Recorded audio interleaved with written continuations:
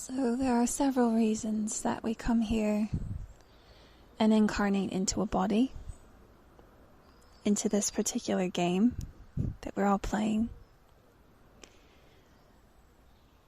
And it's only up to our own inner experience to understand why we're here. Not that the why matters terribly. It doesn't necessarily. But it's important to feel that there is purpose. There is always purpose. Even if that purpose is just to experiment and gather information for the grand awareness of soul, for the collective. There's so much available to us in every experience, every particle compacted with information, every frequency, every sound is an experience in its own way, and we have the opportunity to move through it as much as we are still, expanding into it. And through that expansion, we integrate into the whole, that which is being.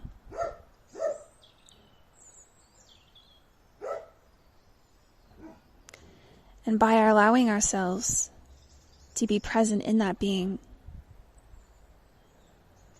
through every experience, through everything that is compacted within our expressed reality, our soul comes into a point of focus, of existence. That which we call the physical is just a denser manifestation of that which is, bigger than an idea, grander, and more special. So, we come here, we expend a lot of energy, we generate so much energy to come here, right? The amount of effort that it takes to incarnate as a soul on this plane, in this physicality, at this time, we did that for a reason. To be part of the bliss of that transmutation of the source information, the source codes that are compacted within the physical reality that we experience. To unpack all of that like millions and millions and billions of tiny,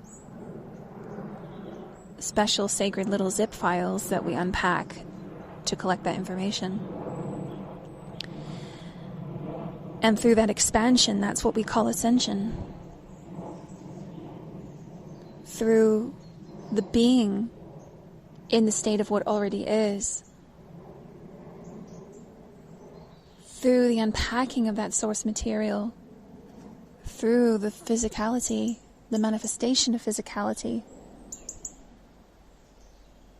Through sound. Through awareness of what's here and what is already. In that way, we are able to expand it into more light, more consciousness for the greater collective, the grand soul that is, of which our souls are part. So, through that gift of this experience, we live like one beautiful big organism. The fear comes in when we feel that we are disconnected from the whole, which is only really ourselves.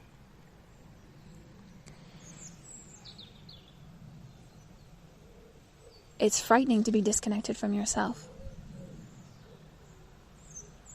So, in feeling disconnected from the whole, we are disconnected from ourselves because we are the whole of creation. And that illusion of separateness is so important in the short term, because if we really took into our consciousness, into our human consciousness, how much is here and how much we actually are, it would fry the nervous system, it would fry the body, if we do that before we're ready. So we go through life with our dampers on, and we take in only some of the information that is being available to us as we go through life. And through great leaps of awareness, through healing, through preparing ourselves to be ready, we then absorb more information through our everyday experience, and we can take in the vast totality of the all that is without those blinders on. But it's very important in the beginning stages to live through life with those blinders on. It is far too much to take in if our mind is not ready. The psyche could explode, right? It's overwhelming.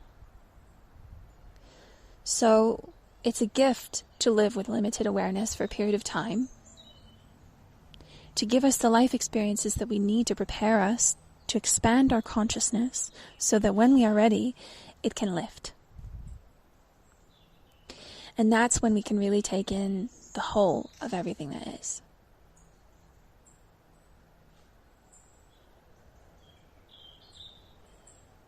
And there are levels to this. If there's anything the age of Aquarius is teaching us, it's that there is such a thing as too much information. You lose sight of the significance when it's all dumped out in front of you. Where do we turn our attention? Whose wisdom do we heed? The Pleiadians, our ancestors, the information within our cells that's already encoded within us, information from nature, from Mother Earth, beings, entities, goddesses, gods. It's a lot to take in, and it's all here, and it's all part of the reality that we are inhabiting. And if we're not careful, we start to see all of this as separate from ourselves, and we take our focus away from the knowing that we are all already what everything is. We start externalizing our inner wisdom through manifesting these sort of guides outside of us, fragmented, that we listen to, but it's really just little aspects of our own inner awareness leaking out, screaming for our attention. And it's not to say that these aren't things that exist. They do. They very much do. Everything exists. But it's important that we use our discernment to remember that it is all part of us. Because it's all us. And there isn't really any separation, except the necessary illusion of separation to allow us to move through these stages in the beginning until we're ready to expand our awareness. So I'm grateful for you listening to this message. And I hope that's assisted you in finding peace and comfort in the limitations in your awareness too, and the awareness of those you love, your family members, friends, strangers that you encounter in the street that seem distracted. We're all distracted, right? We're all distracted. And the limits on our awareness are there for our gifts, our protection. And the soul has wisdom, and it knows when the time is right to expand the consciousness beyond what the ego might have to say, beyond what the rules are, whatever they are in terms of the gift of this experience that you may have been given by family members, religion, scientists, spiritual gurus.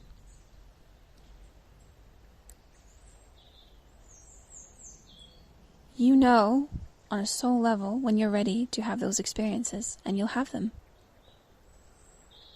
And likewise, you'll know on a soul level when you're ready to unpack fully the wisdom and the information that is available to you from those experiences. And when the time is right, if there is any time, since it's already written, you'll know. So much love, so much wisdom, and so many blessings to you. With everything I can and everything I have. Thank you.